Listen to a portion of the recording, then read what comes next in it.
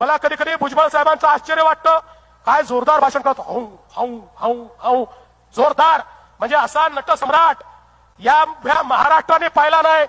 आणि काय सांगतात, मला जेलमध्ये टाका, मी जेलमध्ये जायला तयार आहे, मला यांनी जेलमध्ये टाकलं.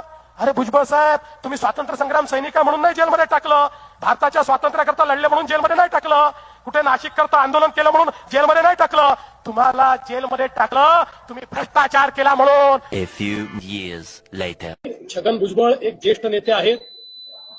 देशातला ओबीसींचा आवाज म्हणून भुजबळ साहेबांकडे पाहिलं जातं आणि म्हणून राष्ट्रवादी काँग्रेस पक्षाने भुजबळ साहेबांना पुन्हा मंत्रिमंडळामध्ये घेण्याचा निर्णय केला. आम्ही देखील त्याचं स्वागत केलेलं आहे. मला असं वाटतं की व्यक्तींबद्दल वेगवेगळ्या लोकांची वेगवेगळी मतं असू शकतात. मला त्या मतांवर काही सांगायचं नाही, पण मला वाटतं की भुजबळ साहेबांसारखा एक ज्येष्ठ मंत्री आणि विशेषतः ओबीसी समाजाचा हितचिंतक हा मंत्रिमंडळात आल्या